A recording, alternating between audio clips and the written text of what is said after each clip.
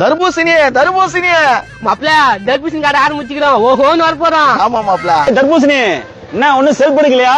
ஓடுதான் என்ன மாப்ள ஸ்ட்ரைட்டா வந்து ஓடுதான்னு கேக்குறான். நீ கம்முனு என்ன கலைச்சு விடுறேன். இல்லப்பா கடம்பா பூச்ச தேல ஓடுது. நீ வந்து புத்தின்னு போறியா? ஓட்டுதான் உட்கார்ந்து இருக்கணும். ஒண்ணு விக்காத.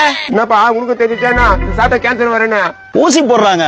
ஊசி போட்டா அப்படிதான் வரும். ஆனா நான் சாப்பிடுவேன். என்னப்பா ஊசி போடுறாங்கன்ற நீ சாப்பிடுற? ஆக்குவதும் நாங்களே, அழிப்பதும் நாங்களே. உங்களுக்கு ஒண்ணும் புரியாது. டேய் ஸ்ட்ரைட்டா வந்து நானா பேசிக்கிறேன். நான் தான் உன் கதை.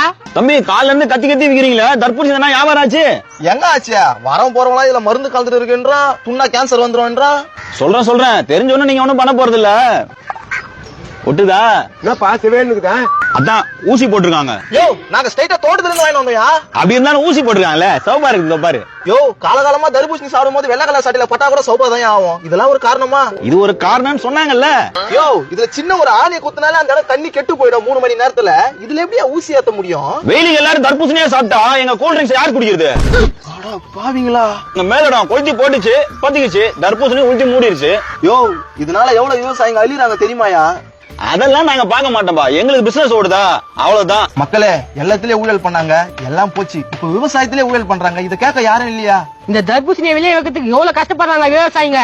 சில கூல்ட்ரிங்க்ஸ் கம்பெனியால இந்த தர்பூசணி விவசாயமே அழுது. இன்னைக்கு தர்பூசணி, நாளைக்கு மாங்கா, நாளைக்கு கொய்யாக்கா, இது மாதிரி போயிட்டே தான் இருக்கான். இதுல மருந்து கலந்து அதிக லாபம் வச்சா மக்களுக்கு இருக்க போறாங்க. ஒண்ணும் இல்ல.